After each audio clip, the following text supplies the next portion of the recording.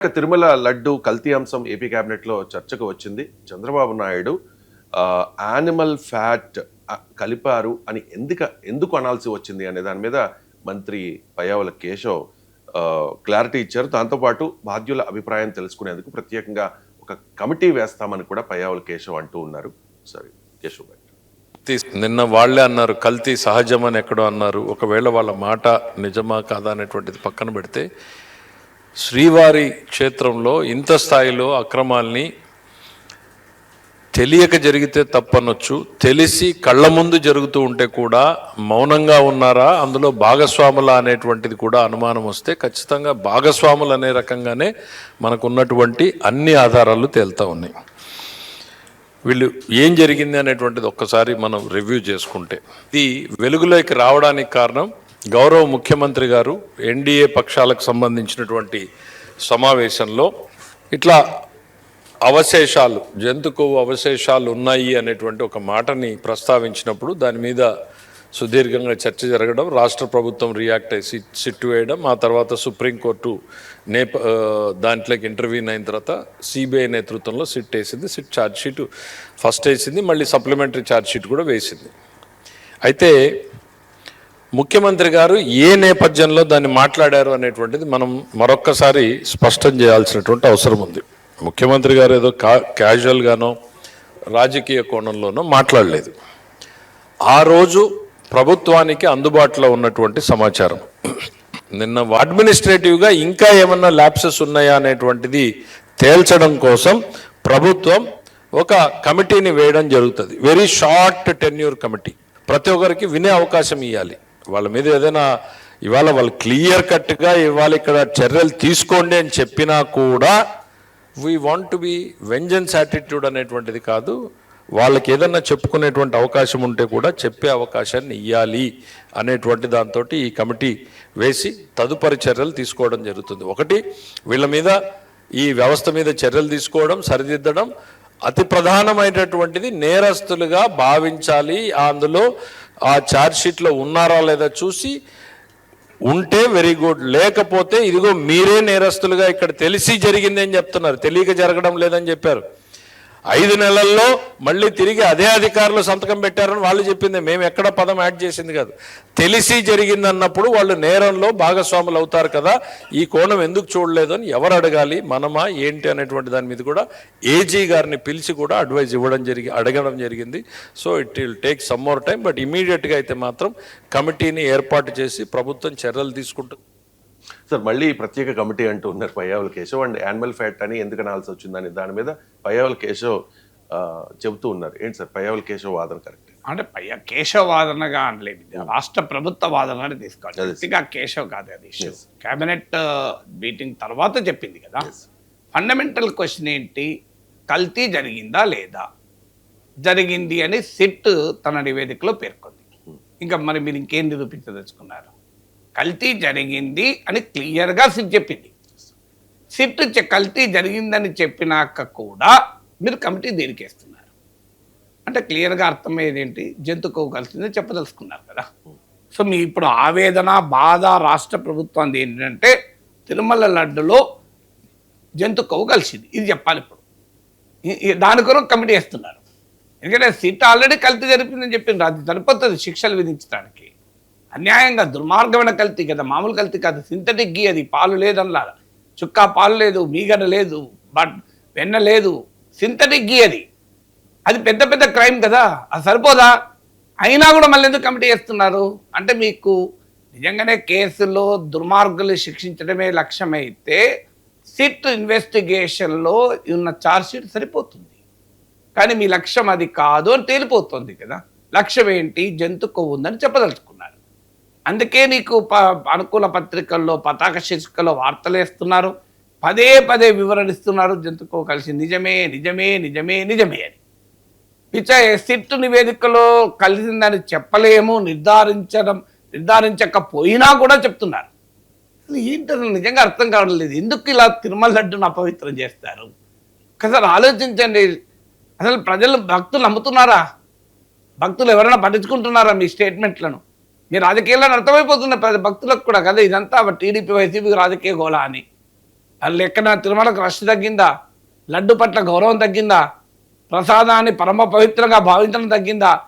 భక్తులు ఒక్కసారి మీరు భక్తుల్ని దయచేసి సర్వే చేయండి. తిరుమల వెంకన్న దగ్గరికి వచ్చిన భక్తుల్ని దీని గురించి ఏమనుకుంటారో వాళ్ళే చెప్తారు మీకు. అసలు వాళ్ళు అనుకుంటారో దీన్ని సీరియస్గా తీసుకుంటున్నారా మీ రాజకీయాలని అని. అసలు అన్యాయంగా ఇప్పుడు మరో కమిటీ వేసి సిట్ దర్యాప్తులో జంతు కొవ్వు కలిసిందని నిర్ధారించలేదు కనుక మీరు ఇంకో కమిటీ వేసి నిర్ధారిస్తారు. రేపు ఆ కమిటీ కూడా నిర్ధారించే మరో కమిటీ వేసి నిర్ధారిస్తారు. అంటే నిద్రపోరు.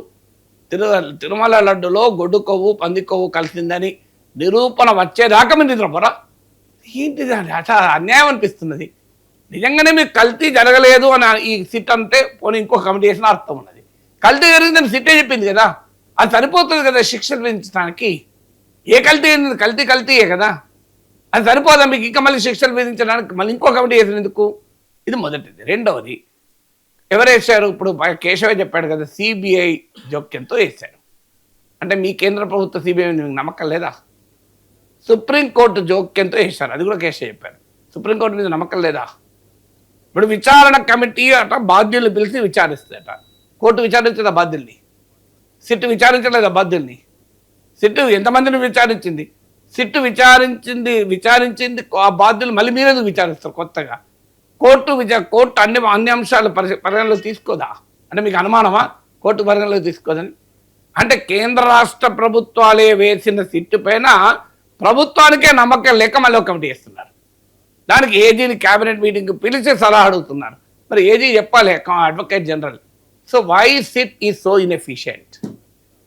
అంటే మోడీ ప్రభుత్వ హయాంలో పనిచేసే సిబిఐ ఎందుకంత ఇన్ఎఫిషియంట్? సిబిఐ మీద మీకు గౌరవం లేదు, మీ రాష్ట్ర పోలీసు మీద గౌరవం లేదు. విచిత్రం ఏంటంటే ఇప్పుడు ఆ సుప్రీంకోర్టు జోక్యం మేరకు వేసిన కమిటీ కన్నా రాష్ట్ర ప్రభుత్వం ఒక రాజకీయంగా ఒకదాన్ని నిరూపించదలచడానికి వేసే కమిటీ సుపీరియర్ అవుతుందా? నాకు చెప్పండి. దేశ అత్యున్నత న్యాయస్థానం జోక్యం చేసుకొని వేసిన సిట్టు కన్నా కూడా మీరు వేసే విచారణ కమిటీకి శాంక్టిటీ ఉంటుందా? ప్రయోజనం ఉంటుందా చెప్పండి.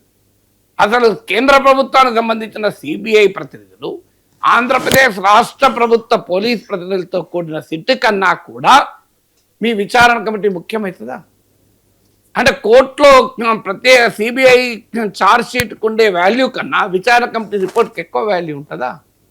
అంటే మీరు ఏం చేయగలుగుతున్నారు? సమాంతర ఇన్వెస్టిగేషన్ జరపదలుచుకున్నారా? ప్యారలల్ ట్రయల్ జరుపుతారా ఎక్కడన్నా?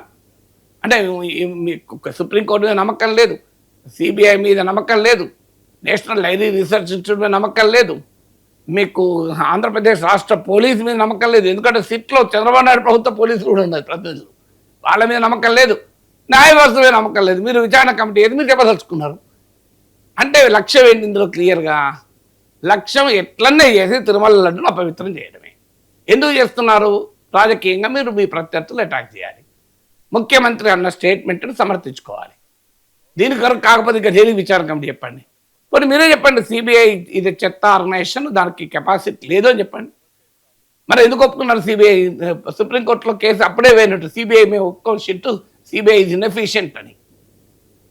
CBI national dairy research institute పంపింది, ఐసీఆర్ సంస్థ, అది మోడీ ప్రభుత్వ హయాంలో పనిచేస్తుంది, దాని మీకు నమ్మకం లేదు.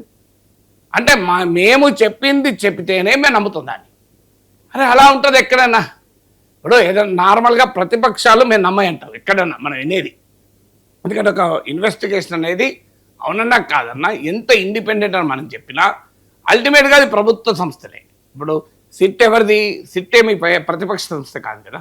సో అందులో కేంద్ర ప్రభుత్వం సిబిఐ అవునన్నా కాదన్నా మనకి ఎంత చెప్పినా CBI is under government of India influence, state police ప్రతినిధులు ఉన్నారు గవర్నమెంట్ ఆఫ్ ఆంధ్రప్రదేశ్ ఇన్ఫ్లుయెన్స్. ప్రభుత్వ సంస్థల ప్రభుత్వ ప్రభావం కలిగినటువంటి సిట్టు నివేదికను మేము నమ్మము, మాకు వేరే కమిటీ వేయాలని ప్రతిపక్షాలు అడుగుతాయి నార్మల్గా. ఇక్కడ విచిత్రం ఏంటంటే అధికారంలో ఉన్న ప్రభుత్వమే మేము నమ్మం, మాకు కొత్త ఇంకోటి కావాలంటున్నారు. అంటే మీరు చెప్పినట్టు రిపోర్ట్ రాసేవాళ్ళు కావాలా? అసలు ఏంటి? What is this logic?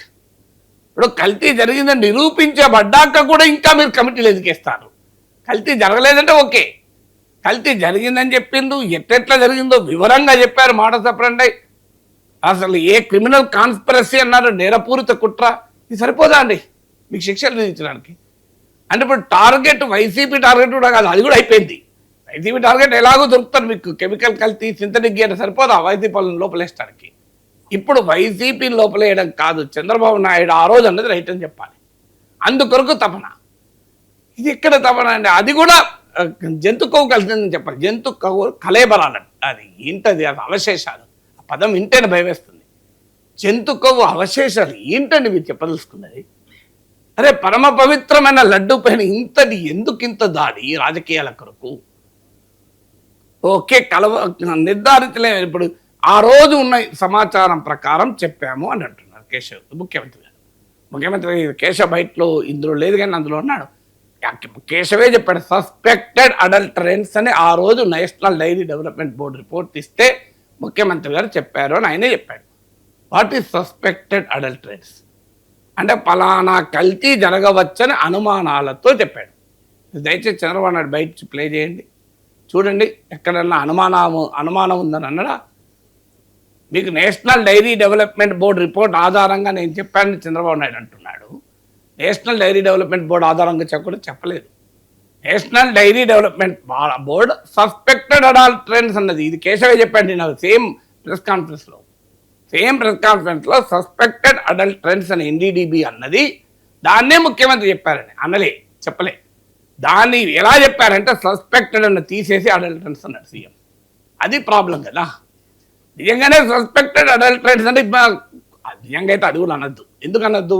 సుప్రీంకోర్టే చెప్పింది. అయ్యా ఇది కేవలం ఒక పదార్థం కాదు, నార్మల్ పదార్థాల కల్తీ విషయంలో సస్పెక్టెడ్ అడల్టరెన్స్ అనొచ్చు, తప్పలేదు.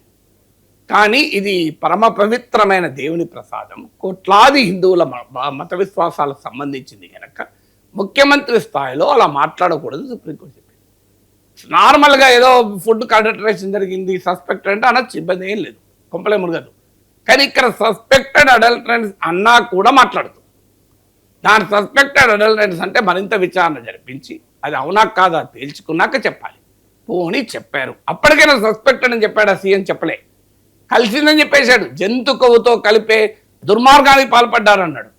ఎన్డీడీబీ రిపోర్ట్లో ఉన్నదా చెప్పండి నాకు, please show me in NDDB report.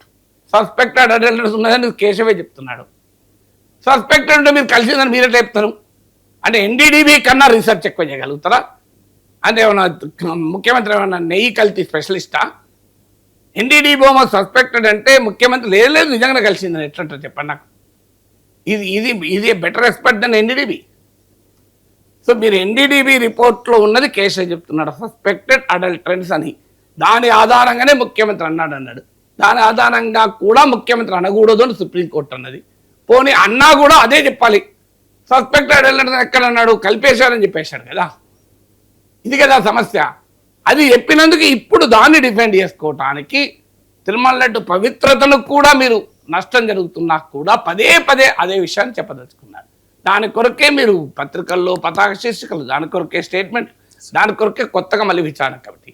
అయ్యా ఇప్పటికి కూడా చేతులు జోడించి చెప్పేది కల్తీ జరిగిందని ఆల్రెడీ సిట్ ఎస్టాబ్లిష్ చేసింది. అది సరిపోతుంది వైసీపీ వాళ్ళు శిక్షించడానికి. మీరు అది నిజమని సిట్ ఇన్వెస్టిగేషన్ ఆధారంగా కోర్టుకు వెళ్ళండి. కోర్టులో ఆ సింథటిక్ గీ తయారు చేసి పరమ పవిత్రమైన దేవుడి లడ్డును నెయ్యితో కాకుండా కృత్రిమ నెయ్యితో చేసిన వారిని కఠినంగా శిక్షించండి. కానీ ఆ జంతు కొవ్వు అది వదిలేయండి సార్ ప్లీజ్. అన్యాయం అనిపిస్తున్నది. ఏమైనా జంతు అవశేషాలు ఎల్లుండి కేశ మాటలు, జంతు కొవ్వు అవశేషాలు కలేబరాలు, ఏం మాటలండి ఇవన్నీ? ఎంతకాలం వినాలి ఇది? పరమ పవిత్రమైన లడ్డు పైన వదిలేయండి, మీరు శిక్షించండి, వాళ్ళకి సరిపోతుంది కదా ఉన్నది.